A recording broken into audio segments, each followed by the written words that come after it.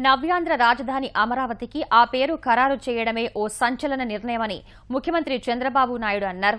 అమరావతి ప్రభువు వాసిరెడ్డి వెంకటాద్రి నాయుడుపై రచించిన పుస్తక ఆవిష్కరణ కార్యక్రమంలో ముఖ్యమంత్రి పాల్గొన్నారు. తెలుగు జాతి ఖ్యాతిని నలుదిశలా వ్యాపించడంలో అమరావతి ఎంతో ముఖ్య భూమిక పోషించిందన్నారు. రాజధానికి ఏ పేరు పెట్టాలా అని చూస్తున్న తరుణంలో చాలా మంది పెద్దలు ఎంతో విశ్లేషించి చారిత్రక నేపథ్యం ఉన్న అమరావతి పేరు సూచించారని ముఖ్యమంత్రి గుర్తు చేశారు.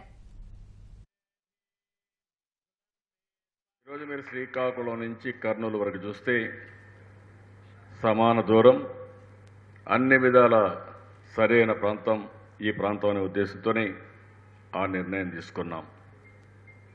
ఆ నిర్ణయం తీసుకున్న తర్వాత మళ్ళా చర్చ మొదలైంది.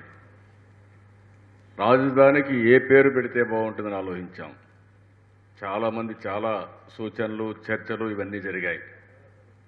ఆ రోజు కొంతమంది పెద్దలు నాకు కొన్ని సూచించినప్పుడు ఇప్పుడు కూడా మనం ఒకసారి ఆలోచిస్తే చాలామంది చెప్పారు.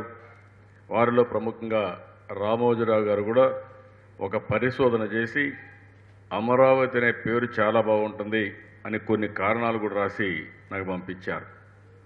ఇవన్నీ చూసిన తర్వాత నాకు అనిపించింది దీనికి సబబైన పేరు అమరావతి తప్ప వేరే పేరు కాదని నేను అమరావతి పేరు నిర్ణయించాను. నేను చాలాసార్లు చాలా నిర్ణయాలు తీసుకున్నప్పుడు విమర్శలు ఉంటాయి, అదే మరి అభినందనలు ఉంటాయి. కానీ అమరావతి పేరు చెప్పిన తర్వాత విమర్శించాలనుకున్న వాళ్ళు కూడా విమర్శించలేకపోయారు. వాళ్ళు కూడా పొగడం మొదలుపెట్టారు. అంటే ఆ పేరులోనే ఆ మధురం ఉంది. అలాంటి మంచి పేరు అమరావతి.